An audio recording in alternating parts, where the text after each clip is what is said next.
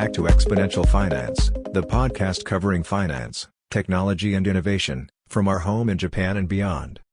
API3 is a collaborative project to deliver traditional API services to smart contract platforms in a decentralized and trust-minimized way. It is governed by a decentralized autonomous organization, its code is open source and its operations are completely transparent. In November, API3 announced the closing of their seed investment round with Placeholder, Pantera Capital, Accomplice, CoinFund, Digital Currency Group and Hashed participating, among others. API3 has raised $3 million in exchange for 10 million API3 tokens, representing 10% of the total supply. And now, please welcome Heikki Vänttinen, co-founder at API3. Hey Norbert. Good morning, how are you? Doing fine, thanks. How are you? Good. The announcement of the investment round with 6 major investors and a few others in November for 10% of the token made quite some waves, largely due to the CoinDesk article that your team had a rebuttal for as well, but it was positioned very briefly and got very popular read as the Chainlink killer. That wasn't our coin term, it was more the reporter, but I understand that there's this need from reporters to get clicks for their articles, and it's understandable from that perspective. But yeah, we never try to coin ourselves as the Chainlink killer. I think there's plenty of room for multiple solutions in our space, and we take the approach of just connecting APIs to the blockchain, whereas Chainlink has this more generalized model where basically you have this Oracle network in between any data source and the blockchain. So we're coming at it from a different angle, but PR is PR and the reporters get to choose the title themselves, so not much we can do.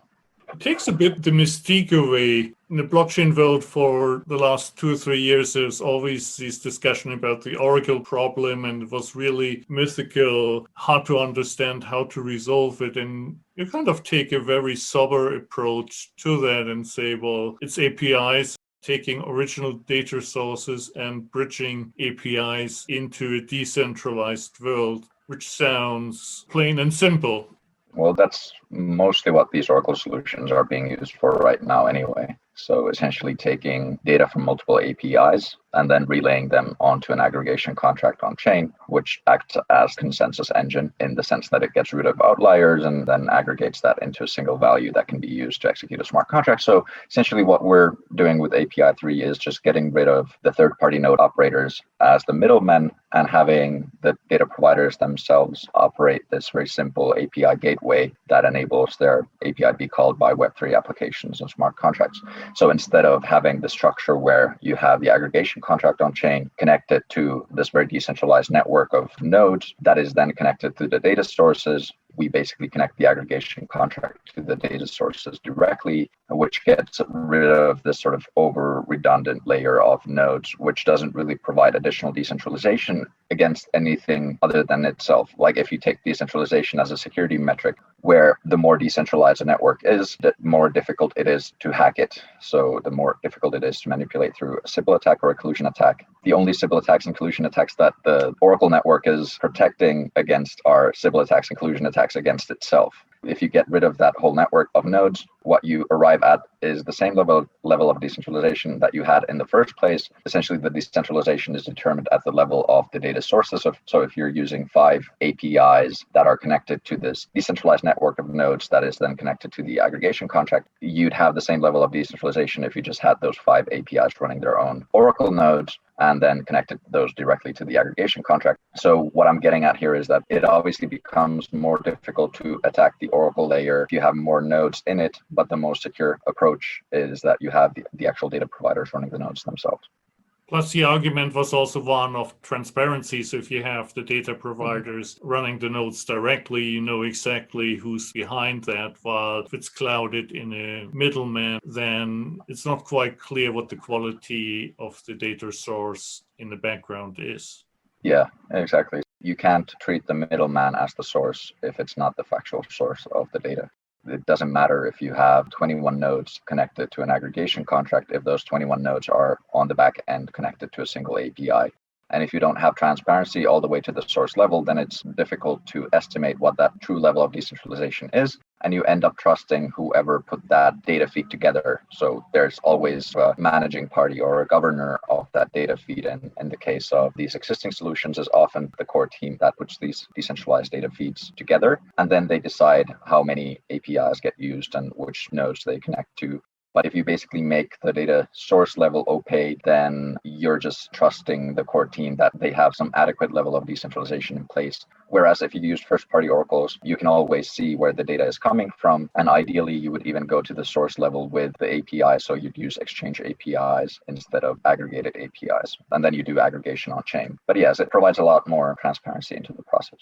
Certainly different solutions for different problems, but when we're arguing about capital markets, or in this case, our DeFi application in particular, where we're relying on pricing, financial data, typically one wants to know exactly what the data source is and make a judgment as to what is being used. And so it seems to be tailor-made and very good fit for this type of application. It provides that transparency. It provides a bit more security in the sense that even if you have a very decentralized Oracle layer in between, there's always some level of risk of there being some sort of collusion or Sybil attack, whereas you don't have those risks at all when you work with the first-party data providers and the node operators. And then also you get the added level of transparency into the whole process, in addition to also aligning the financial interests in this whole structure. So instead of a lot of the compensation going to the middleman, you can actually flow that compensation all the way to the source level. So it also incentivizes the data providers in a better sense, because right now, if one of these third-party node operators is connected to an API, they usually do it through just one of these Web2 API subscriptions, and those aren't really scaled for Web3 use. So you can actually provide data to a blockchain use case with oftentimes even like a freemium plan, because they include enough calls for the number of transactions that currently take place in Web3. The number of transactions in Web3 is orders of magnitude lower than it is in Web2, which enables Web2 subscriptions to be used in very cheap rates in the Web3 environment. So what you don't get is, first of all, you don't really get even the permission to use the data in any sort of resold fashion or sort of a production manner. You also don't get any service level agreements or anything like that. So when you actually work with the data provider themselves as the node operator, you have a better ability to be ensured of a high level of service than if you're using premium API key or a very low level plan. Then you also have the AirNode, which seems to be the standardized infrastructure, so that when I'm a data provider, I don't have to go and figure out how to build that. That's provided as an open source construct, and everybody uses pretty much the same, rather than different people having slightly different technical variations. So you create this Oracle integration spec, and then you deploy the AirNode on whatever cloud provider you're using for the API itself. Sort of the API gateway that enables the API to be called from Web3 applications sort of becomes a part of the API itself. And that takes less than a day. The actual deployment takes 3 minutes to deploy an AirNode. And you can deploy it for free and then scale up in terms of security and the services that you use based on the actual demand for your API data. You can essentially already deploy an AirNode and then just have it running for when that demand appears, because you sort of have this chicken and egg problem in the Web3 space where you don't have a lot of demand for a certain type of data.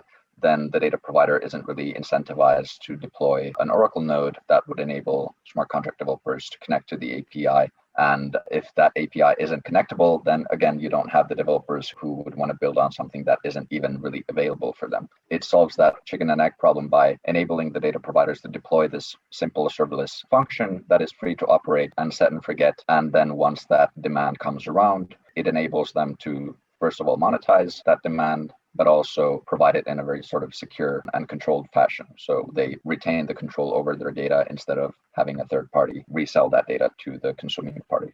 One of the things that came out on your blog as well was that some of these data providers are old-fashioned traditional companies who might not have had exposure to crypto yet and maybe are not comfortable legally transacting in it either. So they would prefer not to be involved in paying for gas fees or even getting the rewards in crypto. So how is that being handled? Where does the crypto to fiat conversion take place?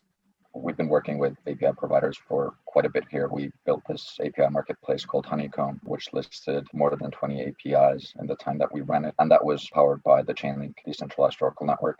We took a lot of lessons from what we did with Honeycomb into API3 and all the discussions that we had with API providers. And for the most part, the API providers are very focused on the type of data that they provide. So whether API providers are mostly focused on getting the most reliable weather data for an area instead of things like blockchain and smart contracts and cryptocurrencies, they don't really know anything about those. And so any solution that you provide for connecting their API to that market needs to work on that level of knowledge, and that can't assume that the data providers know a lot about the technology that you're connecting their API to. The existing solution for that is that you have a third-party team operate the node for them, which enables them to sell the data to these use cases. But then once you do that, the connection point to their data is the third-party Oracle instead of the API. So they essentially lose control over who gets access to their data. And also the data is mainly monetized by the third-party Oracle node, this problem of control that takes place. But then also the data providers traditionally aren't very excited about dealing in crypto. There's a lot of volatility. You don't know how to actually report it in your taxes and also how to actually maintain it in your books.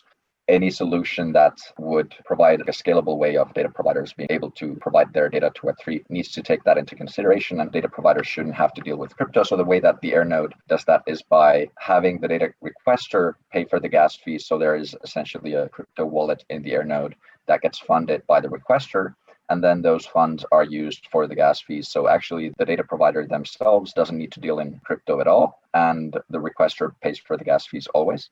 That's just part of the solution. The other part is that you don't actually need to know anything about crypto or smart contracts to run an Air node. For the current solutions, for the most part, you need someone who knows a thing or two about smart contracts, and not only smart contracts in Ethereum, but also the actual Oracle solution that they're employing if they want to run the node themselves. And since that is quite a bit of learning that needs to be done, or education and knowledge that needs to be available to the team, it's not really feasible to expect that most of these API providers will either learn those things or hire a full-time smart contract developer to run this Oracle software for them, which then again necessitates this third-party Oracle approach. The Air node is just a very simple serverless function that is set and forget. So the data providers can deploy that without knowing anything about smart contracts, Ethereum, or Oracles. We position it as an API gateway instead of an Oracle node, even though it's called Air node, but that's mainly towards the blockchain industry, so they know what they're dealing with here, essentially an Oracle node. In reality, it's just a very simple API gateway for the Web3. The Honeycomb background is super interesting. There's quite some effort invested in figuring these things out. And so API3 is really the result of that long effort. Was the original intention to create a business on the Chainlink infrastructure and see if that works and can scale to a reasonable size? Or was it merely an experiment? What was the original intent? It was sort of both, I suppose. It was our attempt at scaling the amount of available data for smart contract developers and doing that on the primary solution at the time, which was Chainlink.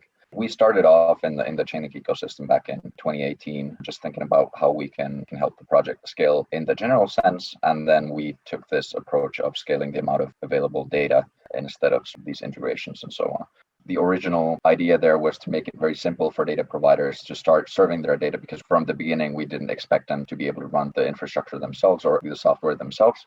Then that basically required some middle solution for that, which was us creating all of the required external adapters and then just having the API providers provide a key that would allow any Chainlink node to call the API through the external adapter that we created. That provided this model where it would be very simple for any API provider to get connected to the Chainlink Oracle network. And we worked with the best Chainlink nodes in the network to provide this data for smart contracts. And since the model was pretty simple from the API provider's perspective, we were able to scale that to quite a few APIs. But what we sort of learned is that there wasn't a lot of existing demand from smart contract developers to just connect to these APIs, because for the most part, the gas fees were quite high. And also there wasn't an entity that would form these decentralized data feeds from the APIs that we had listed and created these external adapters for. It was like an experiment at the same time as it was an honest effort at trying to scale the amount of data available in the Chainlink network. And when along this process did you realize that you actually want to build a completely different solution? The motivation for that was we just realizing that this model of third-party middlemen isn't really feasible for the long term. The sheer inefficiencies that get derived from that. For the most part, a lot of data sources are only being fed by a single API. So look, if you take the example of these decentralized data feeds for price reference data, they're great because you can get price reference data from all exchanges, and you can use CoinGecko APIs and CoinMarketCap APIs. But if you don't have multiple sources, you might just have a single API, then it becomes very inefficient to use the third-party Oracle layer in between the smart contract and the API, because you can only feasibly get the data from a single source. But you want the security of decentralization as well when you're connecting that to the smart contract on chain. So you'd actually have to use multiple oracles, but you can cut that whole thing away if you have the data provider running the node, because you're always trusting the API provider at the end. So that's just for the types of APIs that we were providing through Honeycomb.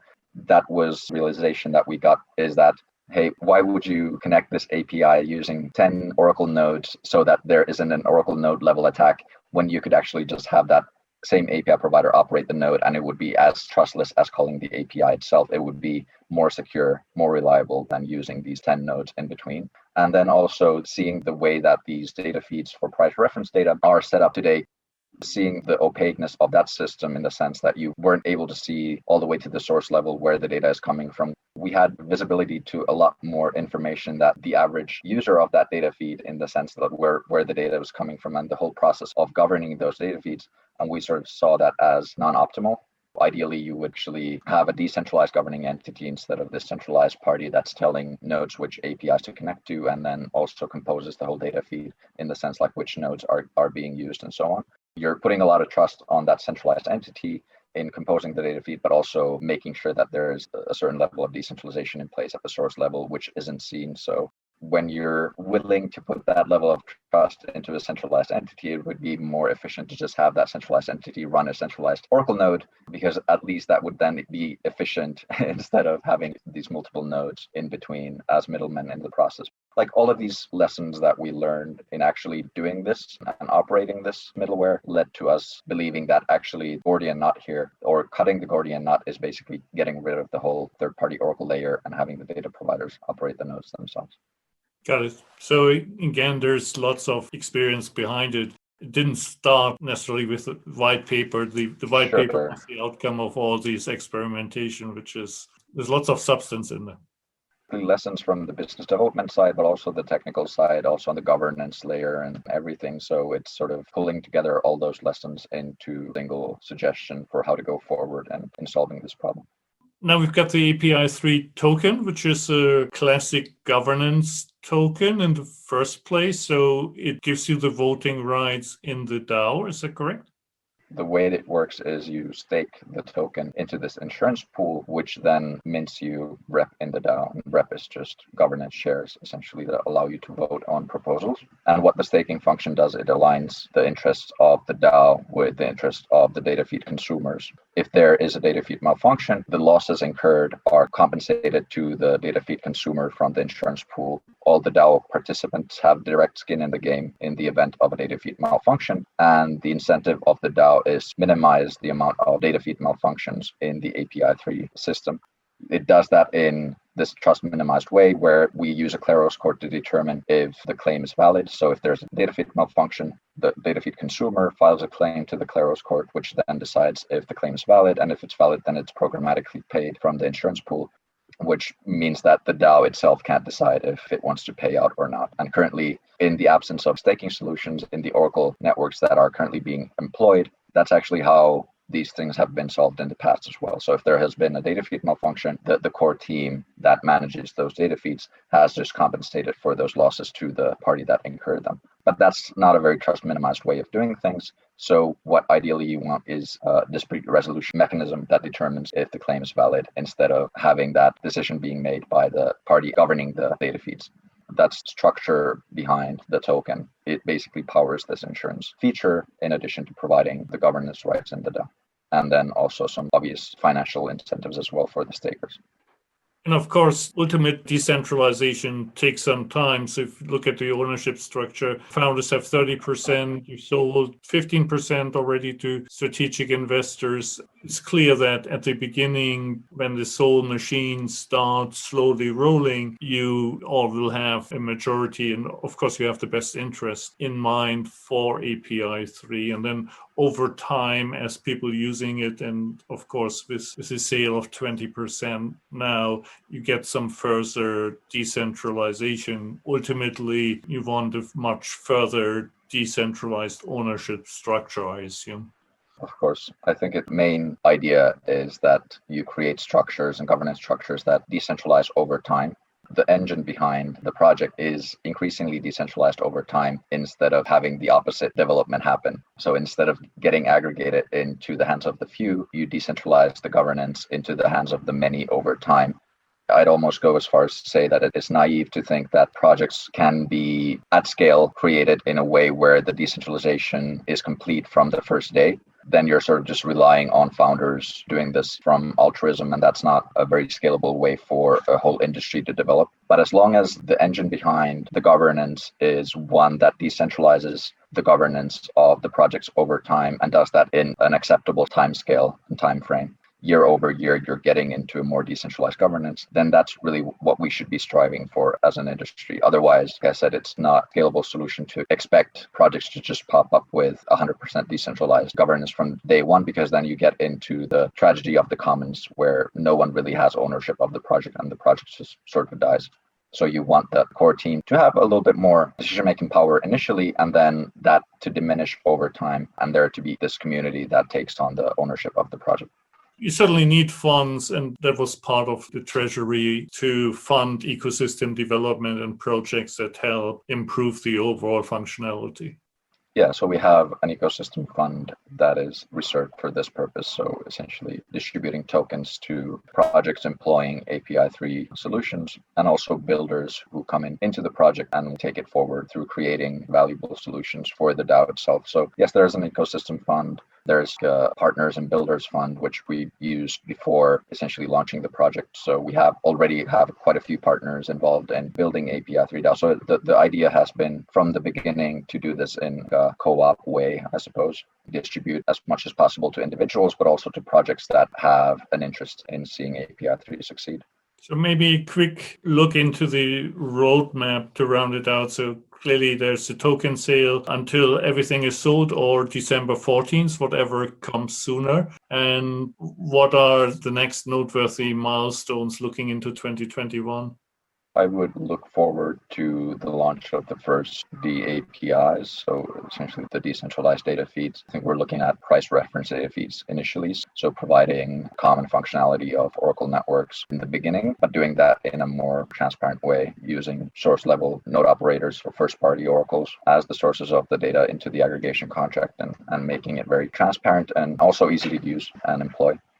Platform integrations is something that people might be interested in. So that's something that I can mention, is that we're talking to a lot of platforms in addition to Ethereum that are interested in employing these types of solutions, and obviously also API providers. So we're talking to data providers who would be willing and interested in running the Air node, which would then make them available for any smart contract developer to integrate into their smart contract application. These are the discussions that we're having. I think you're going to be seeing a lot of development on this and in the public sense as well, like next year. I would say those are probably API providers, decentralized application integrations, platform integrations, and so on, and also the growth of the DAO. So launching the actual authoritative DAO in the sense that token holders will be able to take their tokens into the insurance pool and take part in the governance. So that's also coming relatively soon. So there's a lot of development going on constantly. Probably that will also be something that you want to keep an eye out for. Super. Wonderful. Wishing you all the best. Very curious to follow the journey of API3. Really fascinating story, and appreciate you taking the time. It's a very busy time for you for sure. So thanks a lot, Heikki. Thanks, Norbert.